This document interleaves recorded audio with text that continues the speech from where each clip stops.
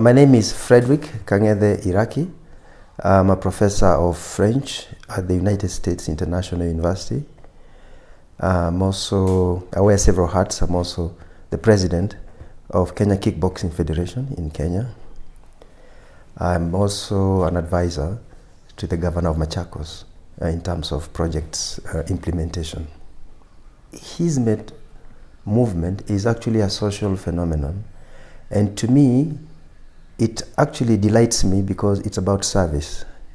Fundamentally, it's about serving the community, and this is something I hold very dear.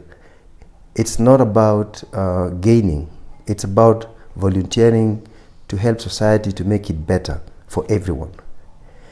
Hizmet to me also brings to mind the idea of solidarity, the idea of harmony, the idea of helping people talk to each other, dialogue together, to avoid disunity, to avoid conflict.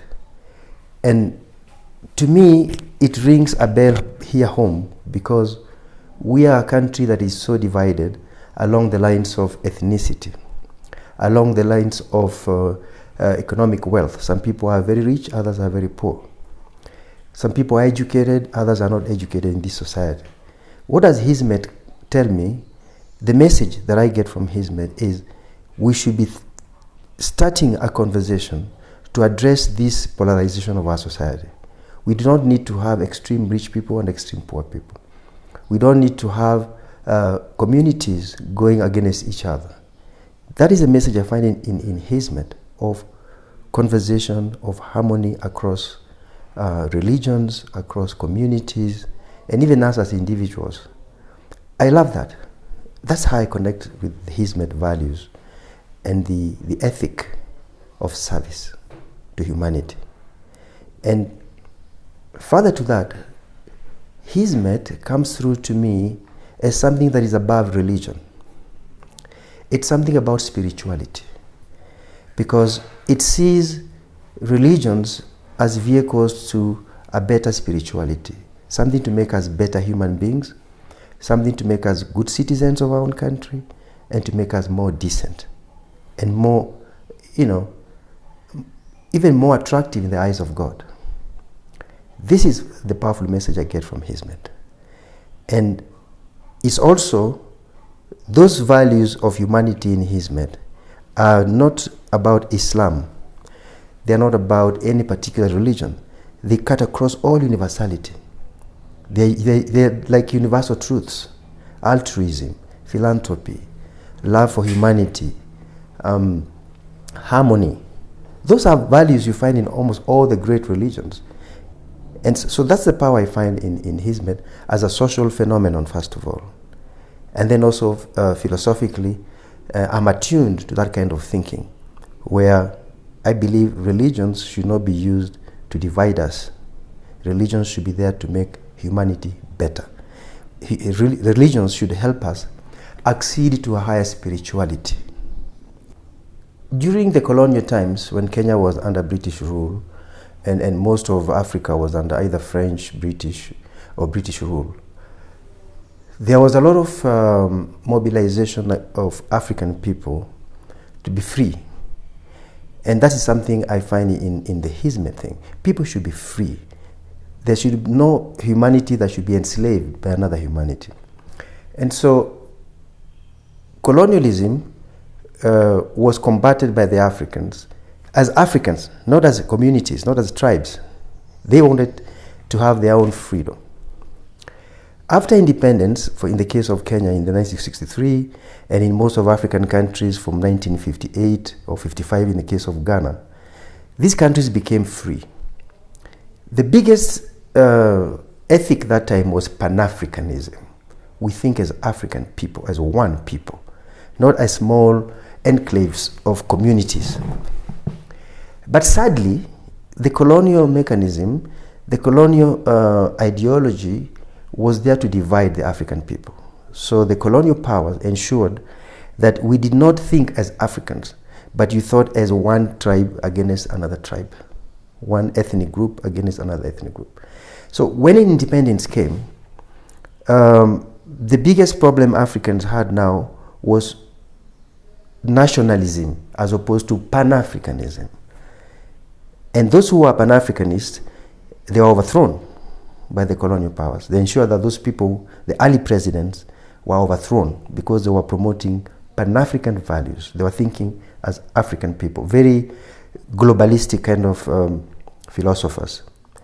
So most African countries now abandoned Pan-Africanism, went to nationalism, which they could not even maintain. They went now into ethnicity, negative ethnicity. One community in power, denying other communities resources. Our leaders, our forefathers, what they said at independence, Kenya's biggest problem was ignorance, poverty, and disease. Three things: ignorance, poverty, and disease.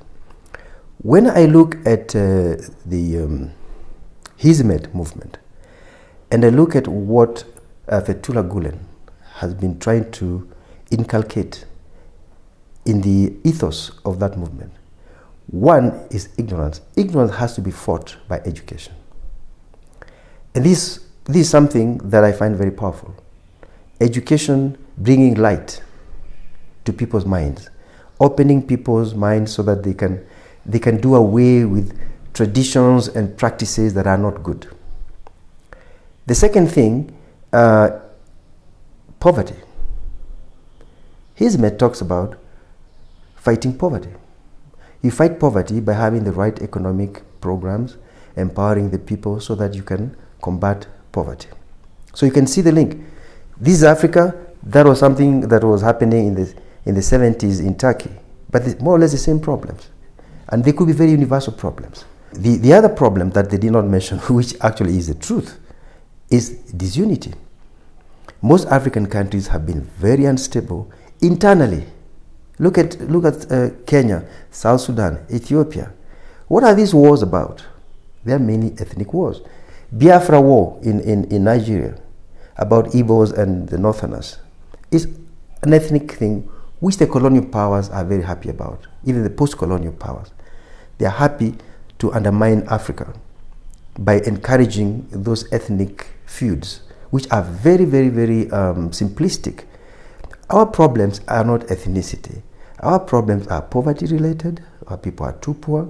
We need to lift them from poverty. We need to fight disease. And we need to ensure that people have decent living conditions. It has nothing to do with ethnicity. But people want to make us believe it's about ethnicity. It's about resources. If we do our constitutionality properly, if you are guided by our constitution properly, and we enact laws and regulations properly, then we can do away with these issues of poverty. What does Hizmet say about poverty? They actually would like people to become wealthy. That's something I wish for every African. We should all be wealthy people by having enterprises that promote businesses, and that is something that is very good and beneficial to our people. Now, the disunity between communities, disunity between religions, is something that is so real today in Kenya and in Africa in general. Muslims being seen as violent people, Christians being seen as very loose with morals. We have also atheists in our community. We have traditional religions. Are they talking to each other? Do they understand each other? And there's a value when I go back to Fethullah Gulen when he says disunity is Africa's biggest problem. We have resources, but disunity may be our biggest problem. How do you address disunity? It's through harmonious conversations, harmonious dialogue. We try and understand the other community. So it's through conversations, fruitful dialogues, that we can address the issue of disunity meaningfully. We have to do away with stereotypes, saying Muslims are terrorists, these people are this. We have to do away with those epithets and become serious and engage. And this is the beauty of the Harmony Institute, where I'm the chairman.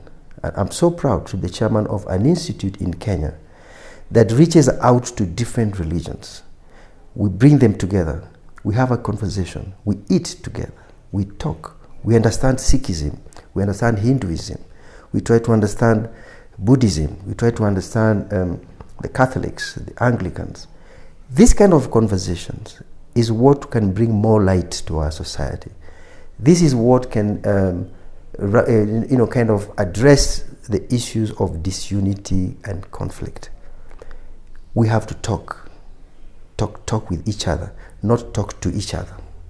That, I think, would be a big thing that we can gain from Hizmet, the values, the teachings, the ethos, and not just that, the activities. What are they doing exactly in Hizmet? There's education. There are social programs to help women, to help children. There are bursaries for the poor. This is what I'm talking about. We need to be serious. We need to have some engagement.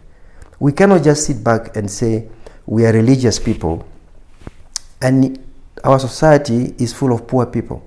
No, we have to step out. And this is what I like about Fethullah Gulen says, it's good to be a Sufi. It's okay to look for those very high spiritual values. But you live on this earth. Do something to improve humanity. Spirituality is one good thing, but also material conditions of people need to be improved.